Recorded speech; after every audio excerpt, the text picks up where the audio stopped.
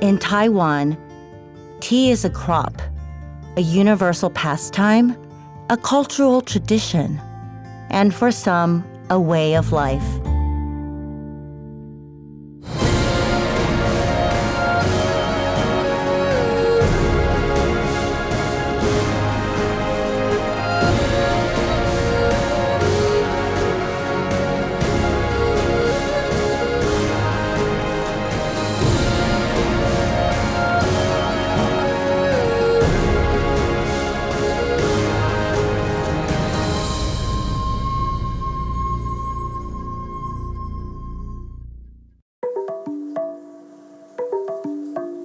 The country's tea farms produce 90% of the world's Ulong, the fine, semi-oxidized Chinese variety whose flavor bridges the gap between green tea and black tea. In the suburbs, just 30 minutes outside of Taipei City, sits Ulong, a tea-growing region and center of tea culture. These days, it is known for producing the island's famous Tie or Iron Goddess, tea. I'm here to meet with David Tsai, a tea master and an organic agriculture advocate. David is going to give me the entire field-to-cup experience, from picking the tender leaves to making tea from scratch. 这个采上来会比较不好，那这个叶子呢？这个就不要了。不要。我们原则上采这种漂亮的，光采这上面。你不要用指甲哈。那我们要这样子可以。They actually harvest twice a year. In the spring and in the fall. I have to find tea leaves that have like a 3-pronged look to them. It'll taste sweeter and better. Anything that's large, even though it's still tender, stays on. I would love to be a tea farmer if David would hire me.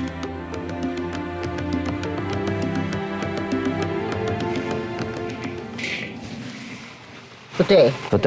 不对啊？可以。The leaves are softening up as I'm doing this and just really frying it up, drying it in this giant wok. And I have to move faster and faster as the wok heats up so that the leaves don't burn. Touch. Very hot. Hot. So you want to mold it, roll it. Slowly. Smoothly. Like Tai Chi. Oh, they're round. After spending time in the hot sun, I was ready for a giant glass of iced tea. Instead, I was given thimble-sized glasses of freshly brewed hot tea, which slowly revealed a range of flavors. It turned out that the small doses were just what I needed to get ready for the tea-drenched meal we were about to experience. So the first thing to do is really to observe and smell the tea. You can feel and drink the tea. You feel on your body. You smell it. And it really cools the body down, especially after you've been in the heat. It's kind of counterintuitive, but, drinking a hot beverage when you're hot cools you down temperature-wise. And this tea, it elevates the spirit. That's so beautiful. This is really made from the surroundings, all the wild foraged vegetables, and every dish is inflected with tea. Master Tsai explained to me the phenomenon of the beauty of this natural world and his desire to preserve it for future generations, to really be at harmony with nature and to respect everything that is around us. And so that's why he prefers vegetarianism and local foods. Huh? So all of this vegetarian food actually resembles meat. So, when you sit down for a feast here, you might be looking at that and eyeing the drumsticks, but that's actually a tofu or bean curd wrapped with sugarcane as the drumstick. And then here, the spare rib soup is actually made of wheat and is it tofu again? Yes. Or tofu, and then it's stewed with the teapots tea leaves. This is a noodle tossed with tea oil. Again, here you have wheat gluten or seitan, but it resembles tripe, which is very popular to the Taiwanese. So I think his philosophy is you think you're eating meat, but once you try how delicious this vegetarian version of it is, maybe you'll convert. This is incredible. It's really savory, actually, because there's celery, mushrooms, and you can really taste the bamboo, actually. The steaming of the rice in this bamboo gives the rice a special flavor. And it's flavored with tea as well. Yes, delicious. And in this environment, in this setting where the tea comes from, I feel like this is magical and I'm transported somewhere. You know, it really touches your spirit. Yeah. Tea does.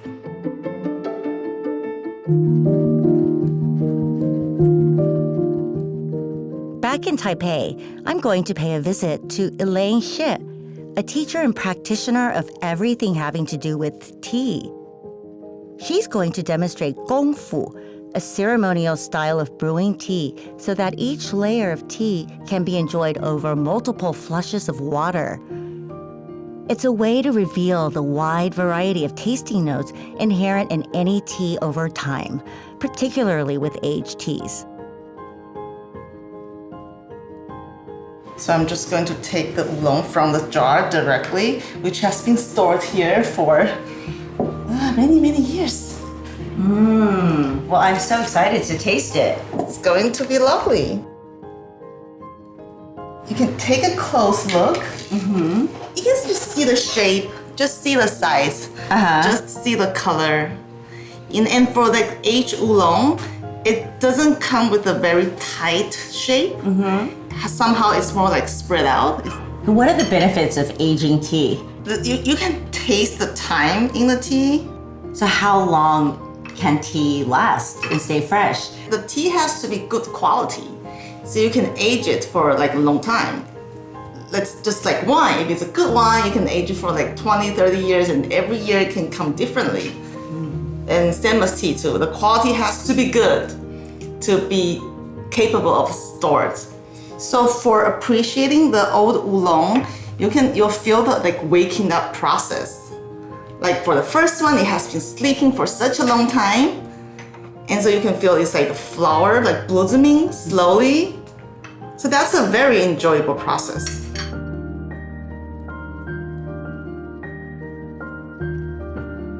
How do you wake up the tea? See, so first of all, you need to heat up the pot. So once you heat up the pot, Create a comfortable home. create a comfortable home and very like, with a good heart, good intention. And then you slowly put the tea just inside the pot. So now you do this. The reason we do this is there will be like little dust and dirt, since it's been such a long time.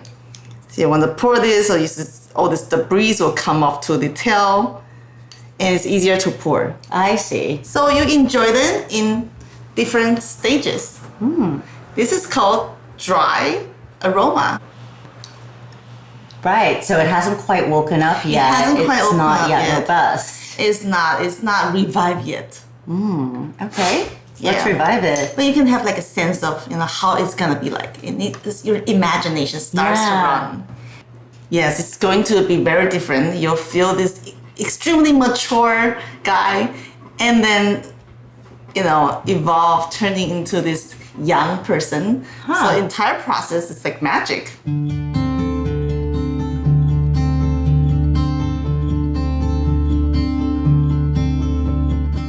All right, so we have to wait until the water is super boiled.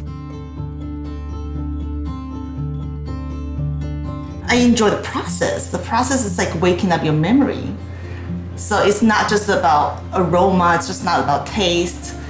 It's about that, history and imagination and how far it can take you. It's all about patience too, It's about and patience. it slows you down. Yes. And you can see the color.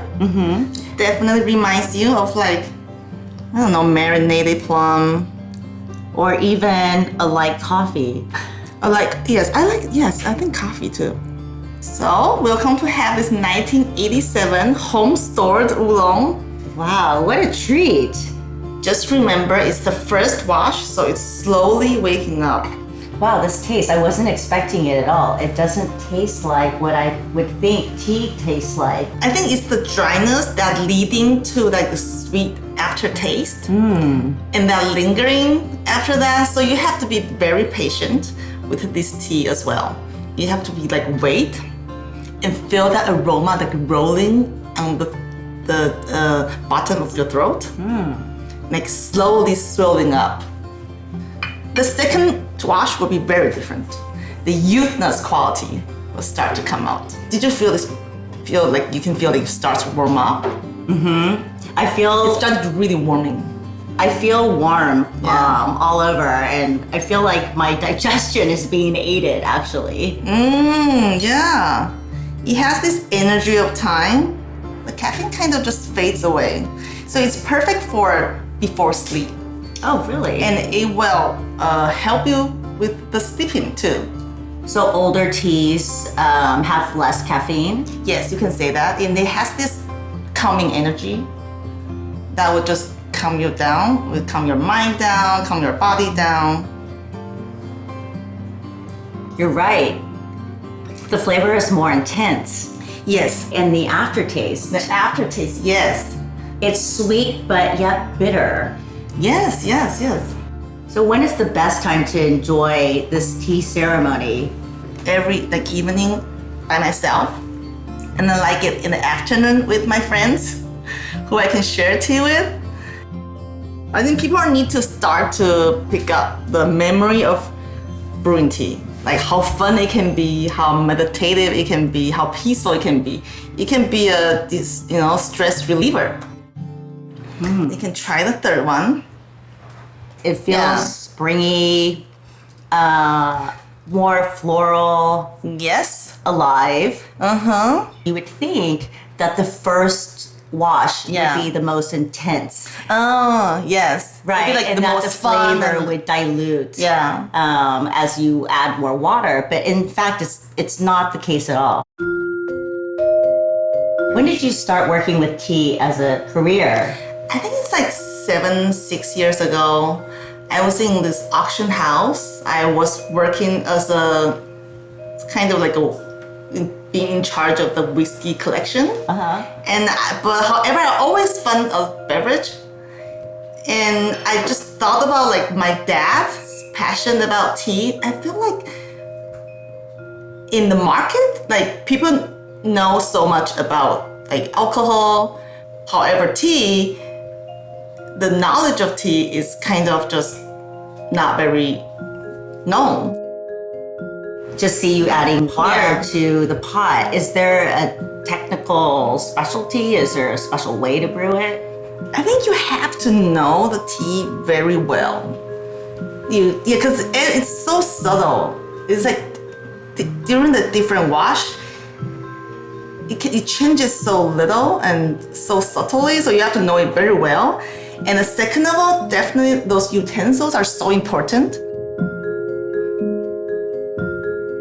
Is it meant to be enjoyed alone, or is tea more of a social activity? That's the good part of it, is you can have both ways. You can either enjoy yourself or you can enjoy it with your company. You as a brewer, you have to focus on the other person and you kind of brew this tea for her. So that interaction it can be intimate.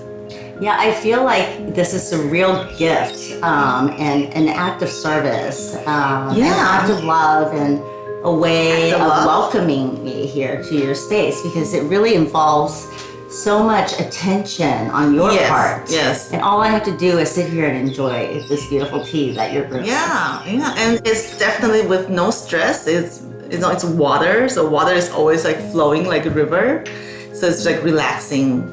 And I just found this a great way of interaction. I made so many friends here.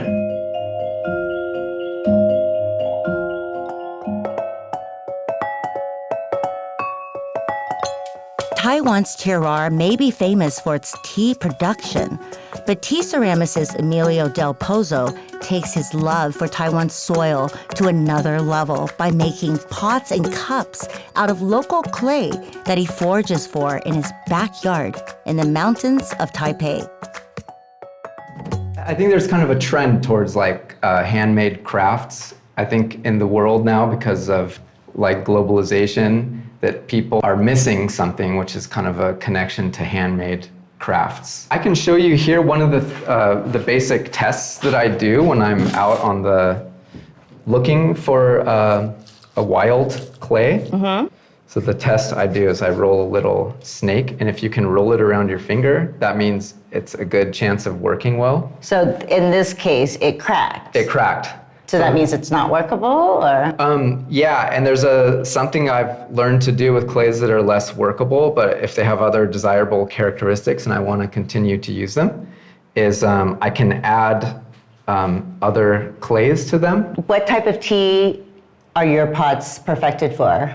I will use them for almost any tea. A lot of people will use one teapot for only one kind of tea, like Ulong or green tea.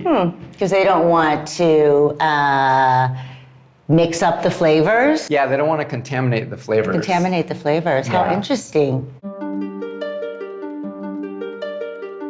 My first experience with tea was in China when I was studying Chinese medicine. I had gone there and I went to Nanjing, and it was like more than 20 years ago, and I saw people with glass jars with tea leaves in it, and I was so intrigued because nearly everyone on the street had one.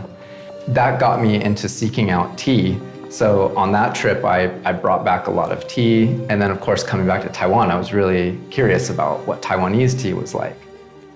And I really love all the different flavors and different kinds of tea. It was a lot of fun for me because it's something that we don't have in our culture to such an extent, and as in Taiwan or in China. Where are you from? I'm from California, from San Diego. There's definitely tea in California, but not as steeped in culture, I suppose, as it is in Asia. That's a big difference between the United States and Taiwan, for example, is Taiwan has a lot of old culture.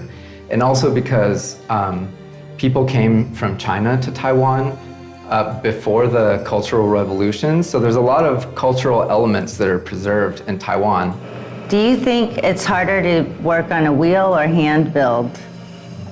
I think it depends on what you've learned and what you study. Like if you've studied hand building for a long time, you might have trouble on the wheel, and also vice versa. Are handmade teapots a dying tradition here in Taiwan? When I first came here about 20 years ago, there was kind of a resurgence of kind of traditional crafts. You can still probably see handmade ceramics most places, you can find it, but it's not as popular as it once was. I feel like people, when they make tea, they're also practicing patience and paying attention to what they're doing. People prepare the tea table and make a nice atmosphere for their guests and to create a special moment of sharing tea and enjoying the aroma and the flavor. How would you describe, Taiwanese tea culture and the characters that you love about it? One is the aesthetics, like the tea table and the teaware and the kind of serene atmosphere that's created around a tea session. And then the other one is the people. It's been one of the ways where I've connected most with Taiwanese people is from the shared love of drinking tea. And people have been so kind and generous to me, and just sharing their enthusiasm and their love of tea. Yeah, I've really appreciated people's kindness and generosity. I always feel so welcomed by people sharing tea. That's one of the ways I think people traditionally kind of show graciousness to a guest is offering tea. And I feel like Taiwanese are so good at that. When they do that, they just make you feel like family.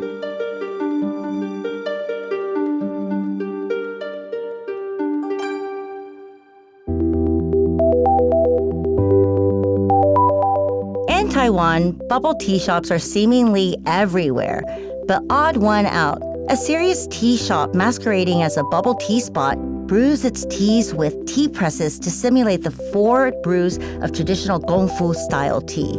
And they really stand out. I'm here to meet Taiwanese-American co-founder Patrick Sun at their Taipei flagship location to learn more about their next-level bubble teas. In a world of a lot of bubble tea in Taiwan, we wanted to stand out. And by standing out, that means we have to reinvent kind of how we use our tea, how we source our tea, how we create our concoctions. So Ottawa now is supposed to stand out in all the bubble tea. Here, what we have is it's a green jasmine, and many people would associate a green jasmine to like a jasmine green tea. But actually, this is not a green tea. This is a baozong. It's a type of oolong tea that is curled. Oh. And what we do is this tea, when they're processing it, they actually incorporate fresh jasmine blossoms while they are mixing it up. That's why it smells so fragrant. Right. Yeah. So it captures all of that scent into this tea. And then they pick out the flowers and then they curl it and they lightly roast it. And this one is our jade oolong. And this one also has a very creamy profile to it. It's very light, but it's very fragrant. So the interesting thing of red oolong is this is an oolong tea that's trying to become a black tea. So the specs are a lot smaller. It's also a rolled shape. And this is a southern Taiwan tea. It's a lower altitude. Some say it's bug bitten. And when the bug bites the tea leaves, they're very, very tiny bugs. But when they bite the tea leaves, the tea creates self-defense mechanism. Oh. And through that process, it kind of oxidizes itself. So it creates this really interesting Fascinating. aroma. Similar to coffee, where you have kind of this breadth of, different flavors, different types of roasting, different types of aromas. That's just really interesting. It's really moving. Oolong is the primary tea that Taiwan produces, and it is probably the most popular category in Taiwan. There's so many different types of oolong teas. So when we drank this tea, we realized this is a flavor that we never had in a boba tea cup, right? And we realized a lot of boba tea out there is just flared with a lot of sweetness. And sometimes it's just to cover up the low quality tea that is typically in a bubble tea cup. But we try to change that idea. We try to change the narrative and really focus on the tea. So all of our sugars we actually handcraft. Make it not as sweet, but just enough to give you a little bit of that sweet sensation, but really is to highlight and focus the main point, which is tea. When we just drink tea, we realize some of these flavors aren't existing in a boba tea. So that got us really intrigued. That got us really interested in try to create something special, try to create something new, try to introduce and entice customers to actually tea. So we made an apron for you. Amazing. Design, and we did this really, odd curl on the end. This is really one of my dreams come true. I get to play in a boba shop. You are today a tea barista. So here we have a red oolong. It's like an espresso machine, but what it's doing is it's producing tea. And it actually imitates the 4 stages of a tea brewing process. So in the traditional Kung Fu style tea, you have the first, second, third, fourth flush. You'll notice that when I put the tea in and I press the setting, it actually puts water into this bin and it stops. And what it's doing, it's steeping during this period of time. And after the first flush, it then uses pressure to push out a little more tea and add a little more water for the second flush. So what it's trying to do is it's imitating a Kung Fu style tea, minimizing from a 15 to 20 minute full expression into a 2 to 3 minute expression. And our teas are very high quality, so they're much more delicate, a little more sensitive, and it requires us to do it fresh every single order. There's this one element that makes boba tea, which is the tapioca pearls. And at our shop, in Taiwan, we don't sell the tapioca pearls by itself, but we actually create a topping here, and this is called the silk boba. Oh. It has a profile of a boba because there's also a little bit of tapioca in here, but there's also other components like konjac, and there's also locust bean gum to give a really fun, chewy texture. And boba, what makes it really unique is the chewy texture. So this is why bubble tea is because of these toppings. So Taiwan is like the mecca for boba. It was created here, it was founded here. and everyone understands it in Taiwan. So we wanted to do this in Taiwan primarily because we have all the talent here, and everyone really understands the product. And it was also in the middle of COVID that Taiwan was just the safest place to be and most logical place to be at the time. And the final is we have this cream cap. And this cream cap, what we do is we take heavy cream with condensed milk, a little bit of sea salt, Himalayan sea salt, and we blend it into this beautiful cream cap. That looks like an iced latte. I would have never guessed it was tea. Oh, amazing. Can I try it? Yeah, absolutely. This is incredible. It's so creamy, actually. It is creamy, right? Yeah, and but it doesn't dilute the fragrant tea. You know, I can taste the tea. Tea is really special, and a lot of the tea that you consume in America, they're fragranced.